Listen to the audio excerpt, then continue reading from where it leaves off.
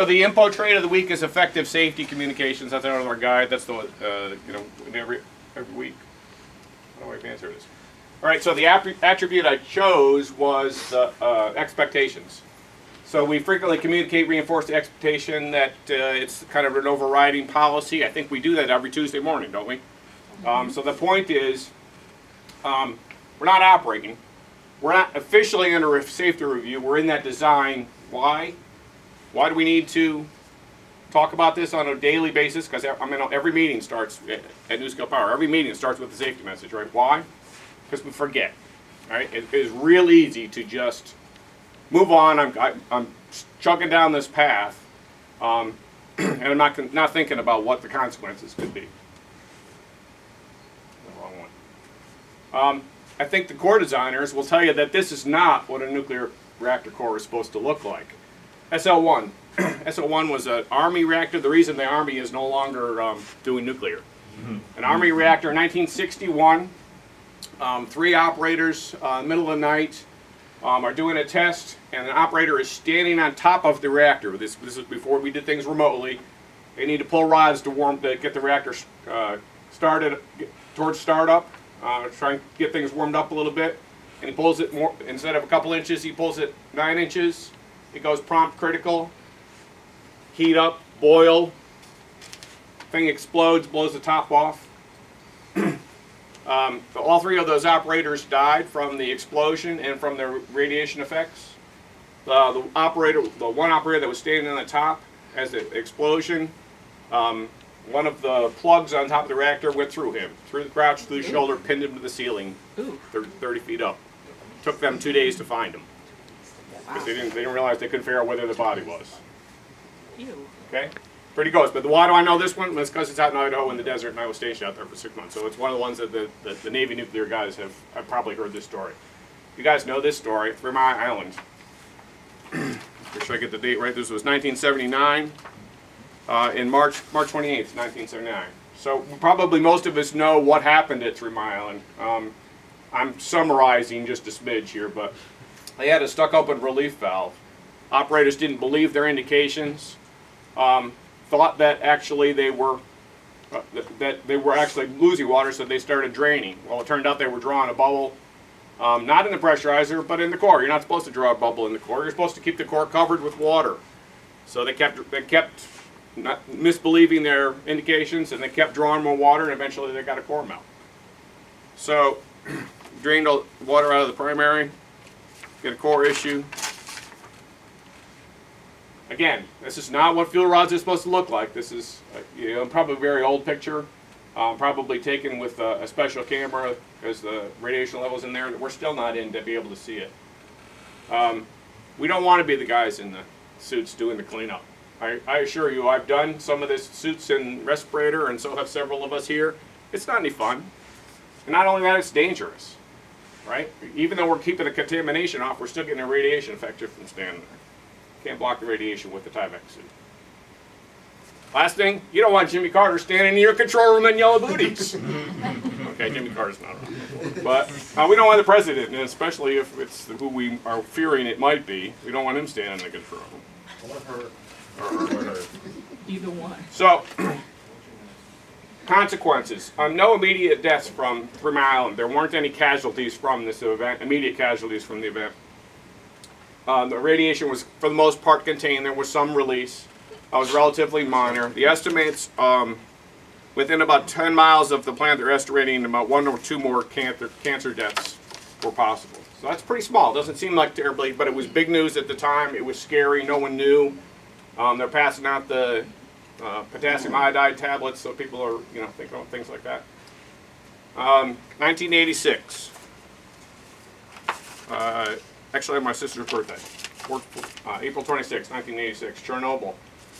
What happened here? They were testing a steam turbine, low reactor powers, defeating all kinds of emergency protective functions. Emergency core cooling was defeated, deactivated. They start to do this, the turbine rundown with the reactor at low power, and they get a power excursion, and they get a steam explosion from this power excursion. Again, a prompt critical. blew the building up, all over the place. I'm curious if you go and look at some of the people that were involved in the efforts to try to get the reactor shut down to prevent the further damage and to fight the fire that occurred. There were some crazy heroic efforts. There's a particular guy who won a medal, a posthumous medal from the Soviet Union. One particular operator stood over blown the reactor vessel head off of the vessel, stood over an open core trying to manually shove control rods back in to get the reaction shut down. You had to know. I mean, he was a nuclear guy. He had to know that was going to result in his death, and it did. He lasted, another 3 weeks, something like that. 49 immediate deaths, according to what they found. A lot of them were radiation, but there were some from fires. There was a helicopter accident. They were flying over trying to drop some clay, I think, trying to to get the fire cut down, and the helicopter clipped a wire nearby, and the pilot and one of the passengers killed. Radiation effects on lots of the rest of them.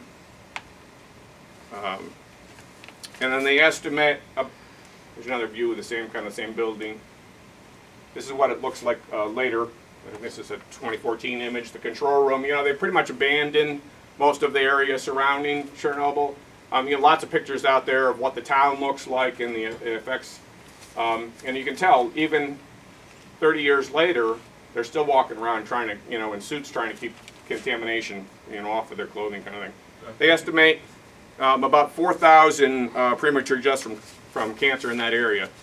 It happened in '86. In '88, there was a thing going on where they were trying to get people out of the immediate area, young kids, from preteen to middle or teens, get them out for 3 weeks or something, 3 weeks or a month or something like that to kind of get their immune systems back.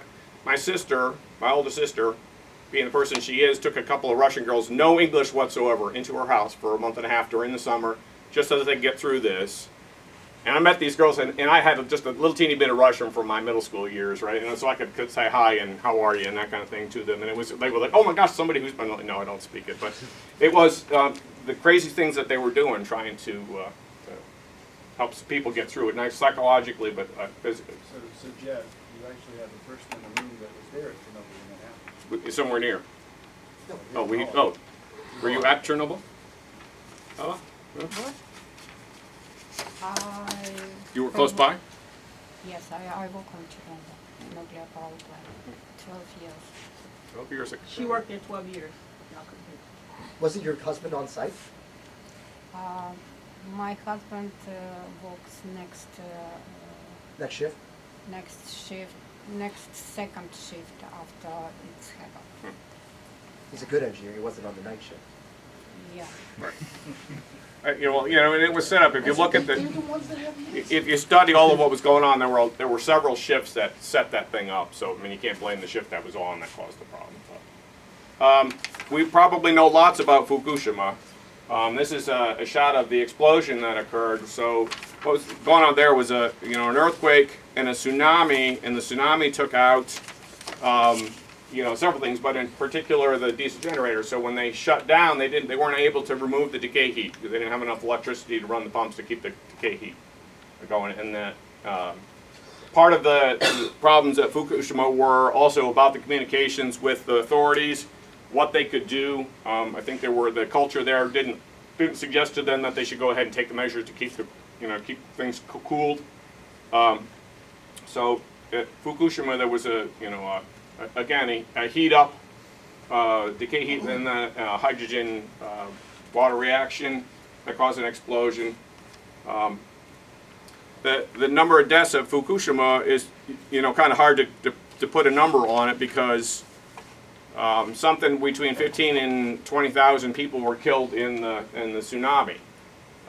There are no immediate deaths from radiation, though there are several. I think there were 4 different folks who have received their lifetime dose in the process of fighting it. And there are another couple thousand or something along those that are fairly limited on their occupational exposure going forward. Didn't one guy die from an industrial accident? I think there was a crane or something like Something that. fell on that it while fell, they were trying right? to. So More that's people died from the evacuation. from The Japanese evacuation time and says the right, that other thing. he So died. you can't attribute all that to radiation. There is a significant amount of release, and you can see the plumes out in the ocean. The tides and whatnot near Fukushima have dispersed it fairly well, but there are still some effects, and they're likely to see, and it's still an exclusion zone. I'm not sure when they're going to let them back in, if ever. So, How long's the exclusion zone been in the Ukraine? right, 30 years and change. Okay, so just a reminder, what our consequences are.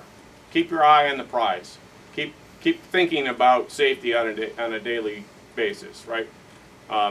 If you've got a question, raise it. If it's a safety concern, raise it however you can raise it. And you guys all know the ways that we can raise it. Supervisor, employee concerns, HR, CR, NRC if you have to. Okay. But these things have to be put in perspective. There's a website out there, I think it's called Next Big Energy Future, something like that, where a person did a study of mortality rate per terawatt hour and gigawatt year, including Fukushima and Chernobyl and TMI and SO1 and Windscale in Great Britain, including all of those. The mortality rate is 0.04 deaths per terawatt year in nuclear, less than wind, less than solar, and certainly less than gas, oil, and coal. So these accidents are terrible. We do safety to avoid things like this, but nuclear is the safest of all power generation, including so-called renewable energy. And that's a fact. Okay, I agree with you. You can't argue that point. Sociologically, the results of something like Fukushima may put us all out of work. And those explosions were not nuclear explosions, they were steam explosions. The SO1 explosion was a steam explosion. And the Fukushima explosion was a hydrogen explosion. And the Chernobyl explosion was a steam explosion. It was not nuclear. A reactor does not have the fuel enrichment of U-235 to produce a nuclear explosion. Does not. It's a perception thing, though. NASA's put out studies for many years saying that nuclear power has, I think their number is 1.8 million lives saved over the course of the plants that have operated in our, history at this point. Over those 60 years, they've saved 1.8 million lives because they haven't released the fossil fuel. And they'll save another 7 million before you decommission every plant that's currently in operation. So what does that mean? That means that these plants, Fukushima, Chernobyl, any of these that had an accident, saved more lives over the course of their operation than than the accident and lives actually took. But you can't make that argument because it's a perception thing. Because any one of these accidents was enough to, shut the whole thing down and put tons of people out of work and change the, entire paradigm for how we do things, even though coal mines kill, 20,000 people a year in China and all sorts of crazy stuff like that. These are always going to be issues and problems, even though it's the safest form of technology. I'd be Okay. curious on what- Let's not turn it into a Yeah, debate. yeah. That wasn't the purpose of the message. So thank you. Let's all get back to what we were doing. Don't forget to we can sign have up for the event next week. always open to more discussion if you want to come in and talk about it. Thank you. So, thank you. And